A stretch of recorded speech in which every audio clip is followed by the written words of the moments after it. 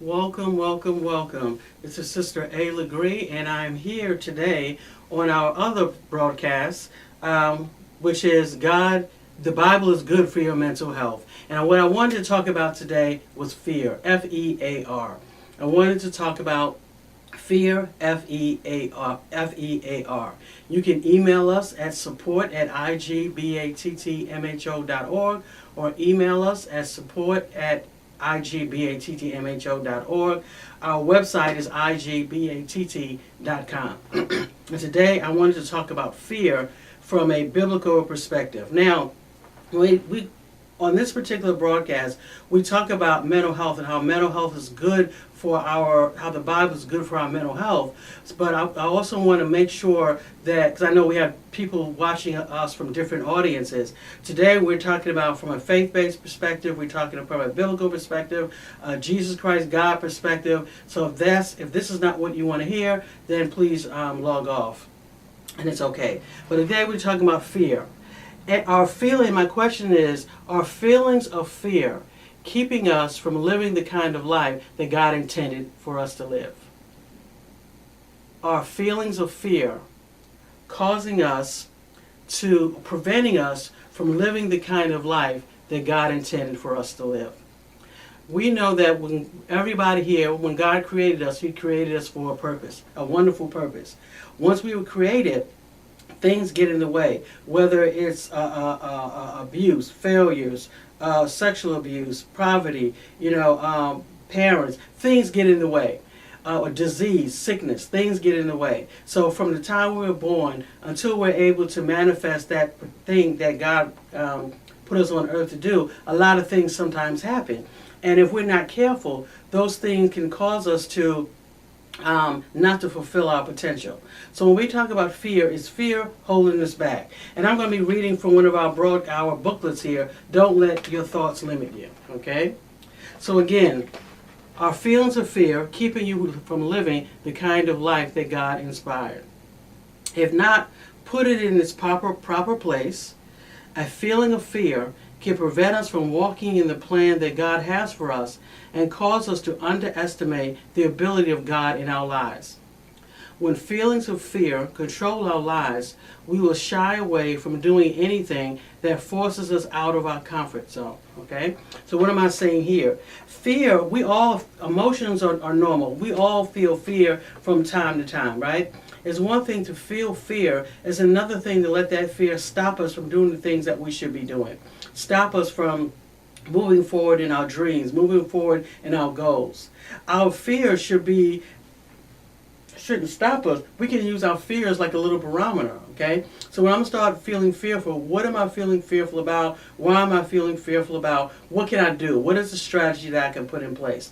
But as believers in Jesus Christ, we cannot let fear stop us, because what we're saying is that our fear is bigger than our God. One of the examples that I have here, we talked about the children of Israel, and in the 13th chapter of Numbers, okay? In this particular chapter, God is telling them, okay, it's time for you to go in. This is time for you to go into the place. I'm bringing you into the promised land, right? And this is a story where Joshua sent out, I'm going to read it here, okay? I think I'm just going to read it since this is our broadcast.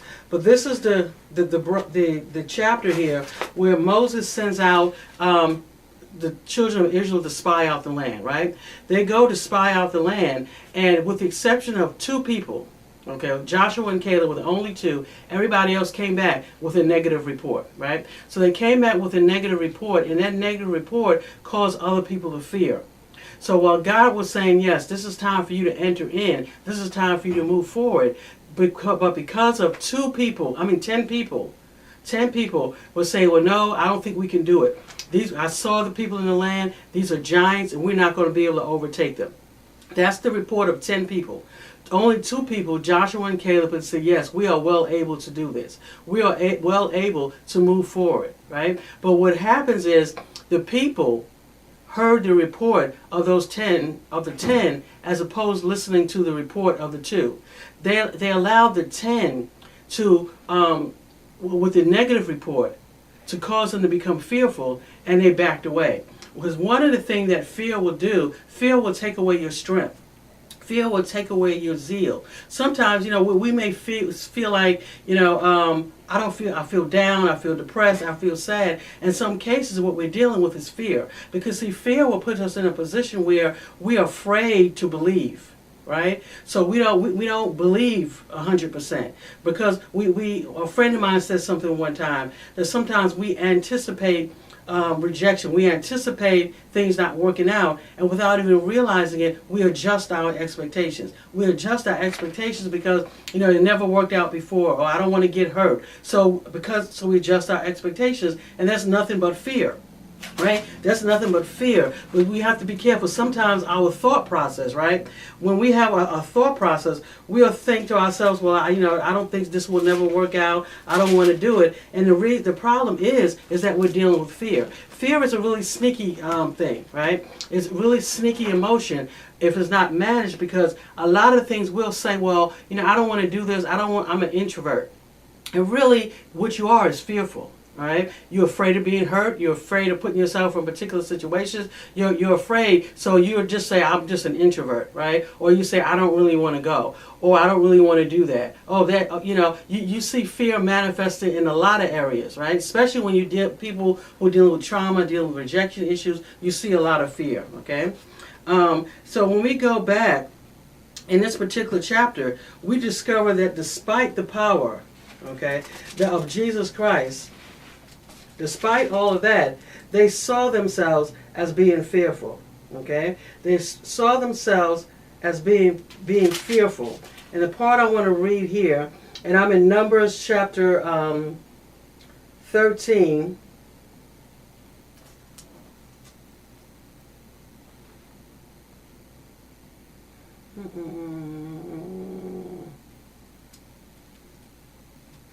Numbers 13, and I'm reading I'm going to start with 26, and this is in the Amplified.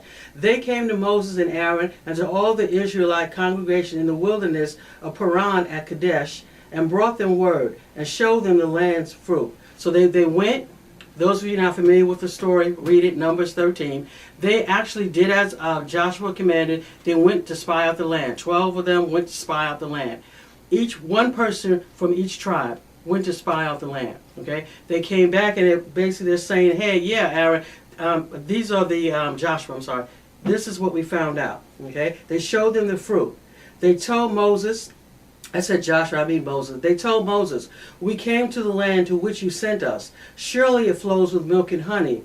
This is its fruit. So they said to Moses, yeah, we went, we spied out the land. Yeah, it has milk and honey is there. Right? Some of you, yeah, I tried looking at the job proposal. Yeah, there's money's there. Yeah, I feel that I went to the job. I know there's a job. I see the application. I know there's opportunities out there. But the people who dwell there are strong, and the cities are fortified and very large. Moreover, therefore we saw the sons of Anak of great stature and courage. Amalek dwells in the land of the south. They saw the people there, and I'm just trying to paraphrase it for you. And Caleb quieted the people before Moses and said, let us go up at once and possess it. We are well able to conquer it. But everybody else will say, no, they are stronger than we are. Okay? So they went back, they brought an evil report to the rest of the people. So they went out to everybody and said, no, yeah, there's milk and honey there, but we can't do it. So what happened is the people begin to fear. So some of us are believing an evil report. Where are we getting this evil report from? Our feelings of fear, our feelings of inadequacy. God is saying that I've created you with a wonderful purpose, a wonderful plan in mind. And you're saying, well, yeah, God said that, but I'm diagnosed with depression. God said that, but I'm diagnosed with schizophrenia. God said that, but I don't have a wife. I don't have a husband. God said that, but I'm a single parent. Yeah, God said these things, but it doesn't apply to me. God said these things, but I can't do it, right? So we make excuses, and all it is fear. We cannot let fear hold us back. So what happened as we read on this particular story, the people became so, they believed the report of the 10 people. And they begin to cry and get upset. Oh God, God, you brought us here, and we can't even cross over, right? Why did they think that? They thought that because they believed the report. Some of you are saying, well, God, you said I would prosper, but I'm not prospering. God, you said I would be married, but I'm not married. God, you said whatever, fill in the blanks, but it's not happening for me. Why is it not happening for me? It's not happening for some of us because we're allowing fear. We are believing the negative report. We are believing and it's not, sometimes it's not other people, it's what we're telling ourselves. We're believing the negative report. We're allowing the fear of failure, the fear of rejection, the fear of criticism, the fear that we make a mistake, to hold us back. Sometimes you got to say, well, I'm going to try it. If it doesn't work, it doesn't work. It just don't work out. It's not the end of the world. But some of us, we're allowing the pride. Because when you talk about we got to be perfect, things have to line up right, and I'm just a perfectionist. No, you might be prideful. Because here again, we serve a great God, and if God says you are able, then you are able. That just means that there's a plan, there's a strategy, there's a key that you don't know about that He will reveal to you as you move forward. Okay, let me read this here, what I wrote here. So instead of adopting an attitude of we can do all things, they adopted a we can't attitude, which was manifested in the words. They said here, we're not able to go up against the people, for they are stronger than we are. Instead of focusing on the power of God, the children of Israel focused on their limitations and turned back from what God had for them, delaying their progress for several years. What about you? Are you focusing so much on your limitations that you are mobilized by fear, unable to step out in God? You're saying that your fear is bigger than your God. And then when you realize what you've done, you get mad at God as opposed to getting mad at yourself. The problem is not God, the problem is you. You're allowing fear to hold you back. You're allowing fear of failure, like I said, fear of rejection, fear of not knowing. There's a lot of people have a problem with not knowing, right? Because they feel like they have to know everything, which again is pride, but it's you have fear. Please understand that it's one thing to experience a natural emotion such as fear, but it's another thing to let that emotion keep you from moving forward in the thing that God has for you. Uncontrolled feelings of fear can impede your emotional and spiritual mobility and cause you to be dependent and limited in your thinking as opposed to being victorious in Jesus Christ. Fear causes us to live a small life, right? Because we start, I'm afraid of this, I can't do this, and before you know it, you live in you're small. Well, I can't get the house and I don't have good credit. Okay, well, I can't get that job because I don't have the right education. Well, I can't move in this particular neighborhood because they don't like the kind of people I am. And before you know it, you're boxed in, right? Fear will cause you to kind of come up with excuses to stay small. Fear will cause you to come up with excuses to not to pursue, as opposed to pursuing what it is that God says that you can have. But see, when you're not operating fear, they're using that example. Well, my credit is bad. Fear will cause you to stay right there. But when you get out of fear and say, yeah, you'll say, yes, my credit is bad. Well, what can I do about it? Okay, yeah, I don't have the money right now to get the house, but what can I do about it? See, the more you begin to open yourself up to possibilities, to potential possibilities, then you have an opportunity to get more information, to get more knowledge. You find yourself coming into contact with people who may be able to help you, to be able to assist you. But when you're small, you're limited. Right? You're limited to a room. There are some people who've allowed fear to cause them, they can only drive at night, you can only drive at certain times of the day. Fear has limited you, right? And if that's you, there's help out there for you. So again, fear, the emotion is not the problem, it's what we do with it. It's what we allow fear to do with us. If we are living such a life where we're unable to move forward in the things that God has called us to do because of fear, then that's a problem. Fear is a problem for us. Okay? I think I said that. So again, going back to the numbers, how did the children of Israel know all of this information? How did they know that the people in the promised land were stronger than they were? Okay? They didn't know that. They just looked at what they saw. Instead, the children of Israel base their negative conclusion on their perceptions of themselves and their limitations and not on the ability of God. First thing we'll say, well, I can't do that. I'm not going to be able to make that. They don't like me. I. As opposed to saying, realizing that you have a God who loves you. Realizing that you have a God who's concerned about you. You realize that you have a God who is on your side. And instead of saying that what I can't do, I'm not going to limit myself. I'm going to say, you know what, I'm going to give it a try. And if it don't work, again, it just don't work. At least I've tried it, okay? We make predictions about what will happen to us in the now based on what has happened to us in the past or on our finite view of ourselves. I can't do this because I'm not good enough because, whatever it is, whatever you think it is. And some of you will say, well, I'm not saying that. But you may not be saying it out loud, or you may not be conscious of it, but what is holding you back? When you kind of look at what is holding you back from really moving forward, it boils down to one word, which is fear. It boils down to a negative perception of yourself. And it boils down to a negative perception of who God is. Because when you understand who God is, you realize you can do all things through Him that strengthens you, as you are in His will. Okay? So again, people say, no, I don't say that about myself. But what's holding you back?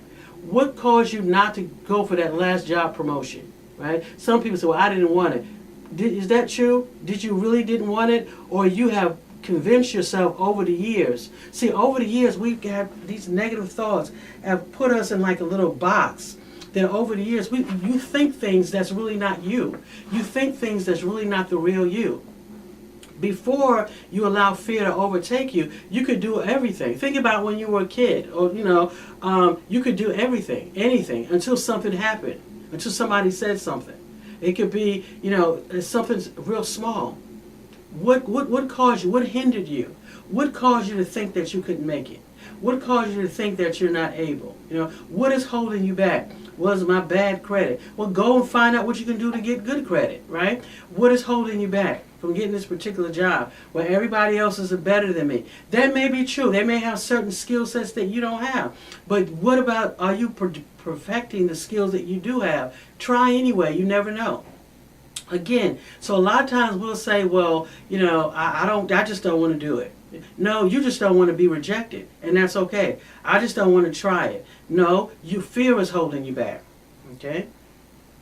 As followers of Jesus Christ, we can confidently move forward despite our fears because God is with you. God said to Jeremiah, and He's saying to you, I know the thoughts that I think toward you, says the Lord, thoughts of peace and not of evil, and to give you an expected end. That's Jeremiah 29:11. So if your view of yourself or your situation is not based on the hope that is found in the Word of God, then it must change. Even pay attention to your mood. Sometimes you'll find yourself in a mood. Thoughts, feelings, and behaviors go together, right? So anytime you have a feeling, there is a thought, and there will be a behavior. But when you find yourself feeling a certain way, ask yourself, why are you feeling that way? Some people get up tired. Some people go to bed tired.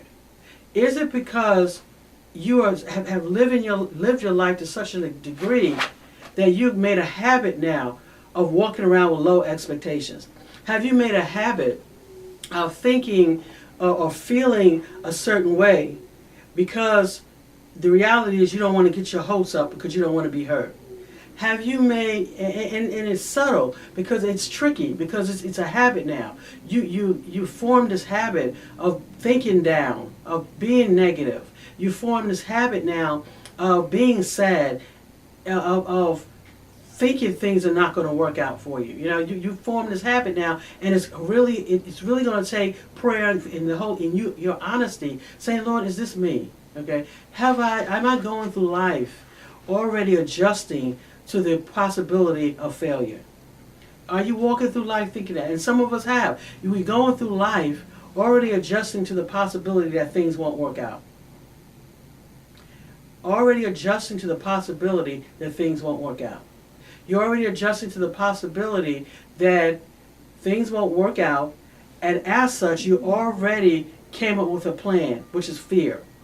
Because see, negative thoughts, negative emotions are nothing more than a blankets to cover cover protection, protect us from being hurt, from protect us from pain, emotional pain. So when I'm walking around, just I don't want to get my hopes up. She not going to. I ask her out, she's going to say no anyway. But I'm going to ask her, but I'm not going to ask her, like I really want her to say yes. I'm going to ask her, like, you want to go out? I'm just going to ask her, but I'm going to ask her in such a way that if she says no, it can seem like I didn't really care anyway, right? I am going to, this guy is talking to me or my husband's saying something to me, but I'm going to respond in such a way that if he doesn't do it, then I won't be hurt. We are walking through life, putting ourselves in a situation where we expect negative things to happen to us. So because we expect negative things to happen to us, that's the way we think, that's the way we feel, that's the way we behave. Fear is part of that negative expectation, right? Because I'm just not going to do it because I don't want to be hurt. I'm afraid of being hurt. I'm afraid of being rejected. I'm afraid that I won't get the job, right? I'm afraid of, all these things that could happen, as opposed to saying I'm going to do it anyway. I'm not going to let fear hold me back. I'm going to ask God for a plan. Some of you have to get used to doing things, and if it don't work out, it don't work out. You have to get used to dealing with rejection, because if you're going to do anything great for God, if you're going to walk fully in the potential that He has for you, you're going to face some rejection, and you can't take it personally, right? You can't. You see what happens, what rejection will do. Let me talk about negative thoughts. Some of us, these negative thoughts, negative feelings are so embedded in us that anytime somebody says something to us, we automatically go on the defensive, because we hear when somebody says something. It may not even be, it could be criticism, okay? It could be something, a person is saying it's the truth, but we automatically go on the defensive because we automatically feel that I have to protect myself, right? So if I've always had to protect myself, it's kind of like that movie with The Color Purple, where the character that Oprah played in the first one, which I had to fight all my life type thing. So some of us are like that, right? All your life you had to fight. All your life you had to deal with rejection. All your life you had to deal with people criticizing you or putting you down and, being abused. So you've developed this I'm going to fight stance, which is fine in some situations. But because that's all you know, then that's how you respond to every situation. Every situation doesn't require a fight stance. Every situation doesn't require you to go, from a 0 to a 10. But because that's all we know, that's kind of what we do. With negative emotions, when we start thinking negatively, we go through life thinking that way. So somebody says something. That's what I'm saying. I lost my track a little bit, train of thought. When somebody says something to us, we automatically take it personally, and we automatically go on the defensive. So we don't hear what they're saying. Okay? It could be something benign. Oh, you know what? Let me get this off for you. You got a little thing here. Oh, I got something here? Oh, well, I know how to dress. Oh, I didn't say you didn't know how to dress. You just had a little something there. Well, don't be touching me or don't be pointing out at me. The person was just saying that you had something there. But you heard it. You heard it as a negative. You heard it as criticism. But you heard it as you're saying there's something wrong with me. That's the problem. When somebody criticizes or when things don't work out for us, we automatically take it personally, because what we hear or feel is that you're saying there's something wrong with me. You're saying that I did something wrong. So because that's the way you hear it, that's the way you feel, you automatically go on the defensive. And many times that is not the case. I got to go through this quickly here. Okay? As I said, fear is a natural emotion, and feeling a certain amount of fear and uncertainty is normal, especially when we are moving out of our comfort zone. Each time you move out of your comfort zone, you're going to feel different. You're going to feel a little nervous, anxious, but as you gain mastery over it, then you get better at it. But the thing is, you can't allow, as you move out of your comfort zone, you're going to have quote-unquote criticism, and criticism is not a bad thing. It's just how we hear it, right? You're going to look stupid. You're going to feel like you don't know what you're doing. You're going to feel like an idiot. You're going to feel uncomfortable because it's new for you. Remember, God does not want us to be a slave to our flesh or thoughts and ideas that are contrary to His Word. If God is saying that you can do something and fear is telling you that we can't, we have to ask ourselves, whose report will we believe? Abraham took a risk to leave his family. Esther had to take a risk in order to save a nation. And Gideon had to take a risk in order to lead his people into battle. What about you? Are you willing to take a risk for the kingdom of God? Because remember, when God created you for a purpose, that purpose was to benefit you, but also to progress the kingdom. Right? Are you willing to take that risk? Or are you allowing fear to hold you back? How much further in life would you be if you didn't allow fear to hold you back? What type of job would you have? Some of you is about moving to a new state, right? Some of you is or a new city or even a new apartment.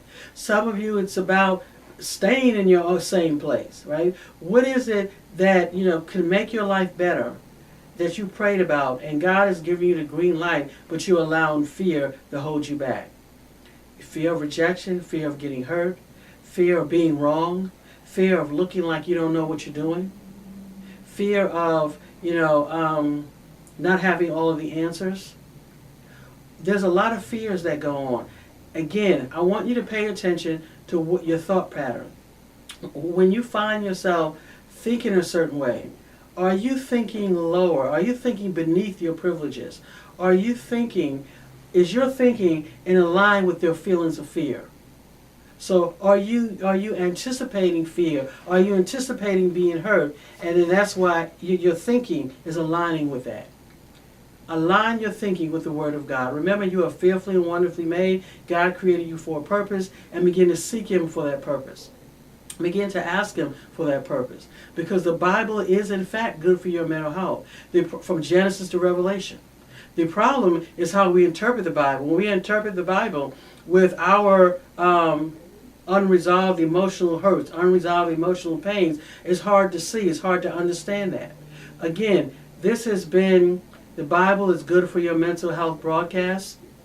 It's getting better all the time, mental health outreach. You can log on to our website at igbatt.com. Email us at support@igbattmho.org. And remember, you were created for a wonderful purpose. Fear, do not let fear keep you from living the kind of life that God intended. Fear is lying to you. You can do it. You can do more than you think you can do. You can do more than those negative thoughts, those negative feelings are telling you. God bless you, and have a great day.